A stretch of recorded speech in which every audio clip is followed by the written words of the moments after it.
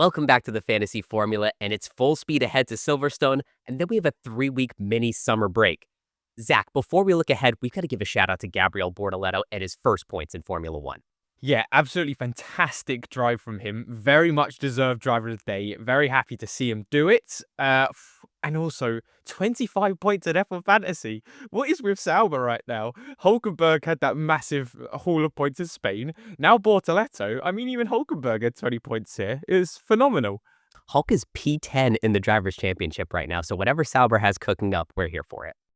And Zach and I are especially excited about the race this weekend because we'll be heading to Silverstone as a show. Myself, Zach, Terry, and producer Greg will all be on the ground for the whole weekend, and we have some great content coming up for all of you. Keep an eye on the Fan Amp YouTube this Friday night where we have an extra special Final Thoughts video, and then keep an eye on all of our socials and the Fan Amp YouTube throughout the weekend where we're going to have some extra special content for you. So first up on our minds, it has to be Kimi Antonelli. That is another DNF to his name. That makes it 3 now this season. And it's quite infuriating because it's every time we look at potentially using him with these like Piastri, Antonelli, McLaren, Mercedes builds, something like this happens. And it's now gotten to the point where he only has 19 points more than Nico Hulkenberg this season. Now, that is also Nico Hulkenberg brilliance, but it is also Kimi Antonelli just being slightly unlucky as well. And hey, especially now with that 3-place grid penalty, Kimi, it's just not looking good for him. He needs 47 points to go up 0.6 million. He'll probably be going negative in budget again. It's just a steer clear now. And Antonelli's penalty really factors in when we're thinking about Ferrari versus Mercedes as our second constructor. Because Mercedes' fantasy scoring over the last 5 races have been 6 points, 9, 24, 87, and 19. And they've been outscored by Ferrari by 178 points in that span. So a lot of momentum on the side of Ferrari heading into this weekend. And of course, you have this man, Lewis Hamilton. 9 wins at Silverstone, the most by a driver at any circuit all time. And his last non-podium finish at the British Grand Prix was 2013. So a lot of momentum for Ferrari this week. And I think I might just keep them this week. Yeah, it's going to be a really interesting question, who is faster out of them. Because like you mentioned, Hamilton always pulls something out of the bag at his home Grand Prix. But also we have to remember as well, coming out of Austria, which was high 20s, low 30s at sometimes, Silverstone, it's going to be quite a bit cooler. So will that play back into Mercedes? We'll have to wait and find out. But right now, like you mentioned, yeah, Ferrari definitely have the edge. Now, we have to talk about Williams. It just has not gone right for them over the last few weekends. 4 points in Canada, minus 36 in Austria, double DNF. I mean, Carlos Sainz didn't even start the race. It was that bad. They were just such a great budget building B tier asset. And now I just can't see anyone going close to them. They just seem way too DNF heavy for my liking, and especially when the likes of Sauber as B tier constructors are doing so well, it just looks like Williams aren't on anyone's radar. It's strange because they're still the second most selected constructor at 28%. And maybe it's because they gained 0.6 million in this 7-race stretch between China and Monaco. But now they have the most DNFs on the grid. Sainz has the most by a single driver with 4. Albon has 3 DNFs in a row. And this is the Williams reliability that we worried about heading into the season. This has been an issue for them in the last few years. They kept it tidy through the first few races, but now it's starting to rear its ugly head again. So I would say avoid all 3 Williams assets this weekend. Albon and Williams are each the biggest long shots for 0.6 million in their respective categories, so I'd steer clear of all of them. So heading into some chip talk for the Silverstone Grand Prix, do you need to use any chips this weekend? Now, straight away, no negative could be an option, but it really does depend on what the weather is looking like. And in typical Silverstone style, it's not very clear exactly what it's going to be. However, if we do start to get a lot of rainy weather, 100% no negative could be a great option around this track. However, that would definitely be something that you lock in after 100% seeing on the Saturday that it is raining. However, the rest of the chips, such as Wildcard, Autopilot, Extra DRS, Limitless, it's not a sprint race weekend, so I do not recommend using any of these. And then again, final fix only recommended if we get someone like Piastri qualifying maybe 3rd, 4th, 5th, with a Norris or Verstappen 1st and 2nd, or potentially the other way around where they are right at the back of the grid and we know they're going to get plenty of overtake points. And a lot of people asked me last weekend when to use Final Fix, which assets are the best ones to move in and out of your team. I always keep an eye on the 2x driver. If you have someone who's posed for a big week, or if you have a driver that's potentially qualified really out of place and you're not sure about their Grand Prix form, I recommend using the Final Fix on that scenario. A lot of people ask me about B tier drivers that are maybe going to qualify low and gain a lot of positions in the race, or a B tier driver that qualifies a bit too high for their liking. They think they're going to lose positions. But the number one question about Final Fix last weekend was on Gabriel Bortoleto. And good thing you didn't use Final Fix on that case because you would have missed out on a ton of points. So in general, tier B drivers, just ride with them no matter what happens. So it's tier A drivers that you should use Final Fix on. Now, heading over to our tier list, Max Verstappen needs 91 points for a maximum price gain, and Lando Norris needs 78. But both of them are on back-to-back podiums here, so even though they're in the sell category to start the week, they could be good Final Fix candidates. As for the constructors in Tier A, like we mentioned earlier, keep an eye out for that 3-place grid penalty for Kimi Antonelli. And Zach mentioned earlier, the weather could be a big wild card that brings Mercedes back into the fight this weekend. Yeah, especially on the premium side, it just seems like another weekend where Piastri is the clear-cut choice, A-tier driver-wise. If you can only afford one A-tier driver with those two constructors, as he only needs 31 points to go up 0.3 million. He's been consistent, and even at a race weekend where he doesn't win and someone else does, like Lando Norris, he still manages to outscore them on F1 Fantasy points. He obviously got the fastest lap, he came second, he got a few overtake points, so he ended on 39 points.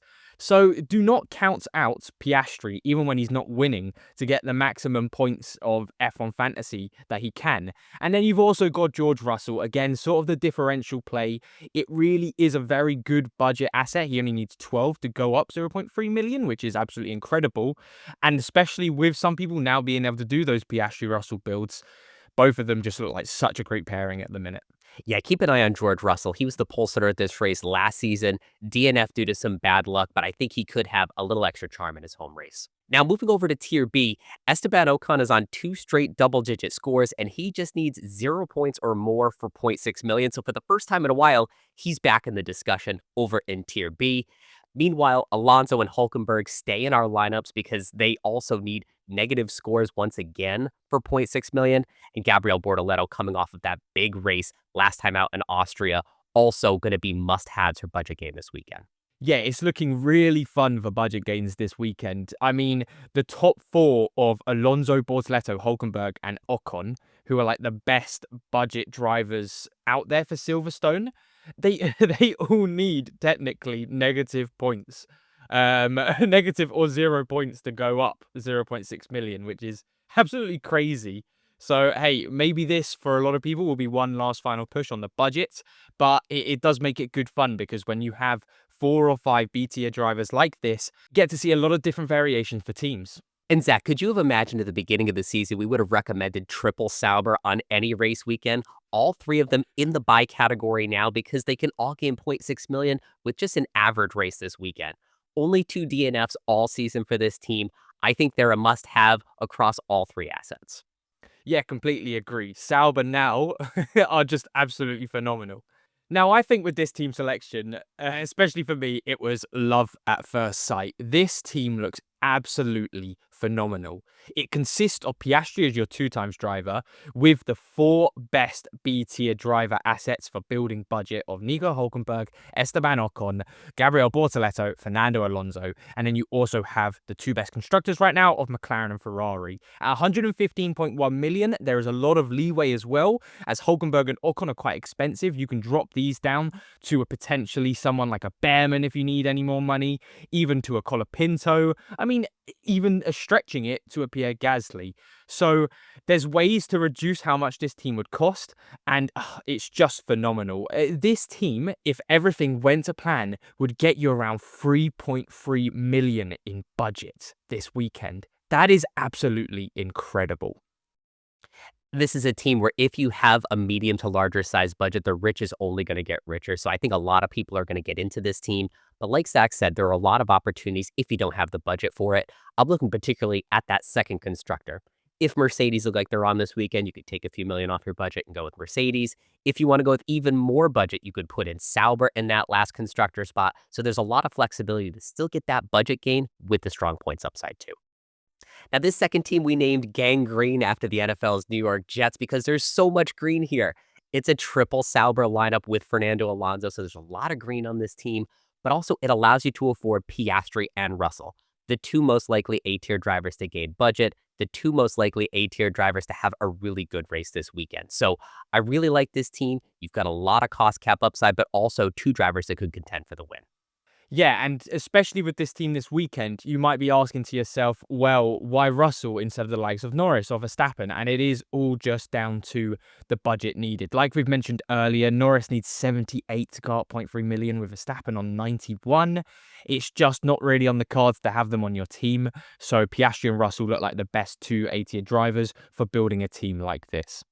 And now we get on to my favorite team selection for Austria and now coming into Silverstone. And myself, I'm still slightly off getting up to this value. However, if you have over 120.6 million, it is a no-brainer to start going over to teams like this.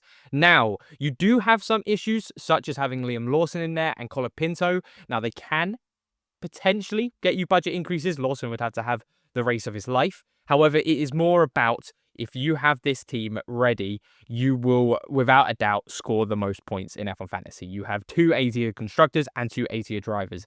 This is what we're trying to get to with the budget building. I absolutely love it. And then if you have even more money, straight away, I'd go Lawson to an Alonso, and then you'd struggle to change around Colapinto, potentially to Behrman, Hulkenberg, Ocon sort of thing, but that costs a lot of money. But at the end of the day, when you have a team like this, a budget can sort of take a step back.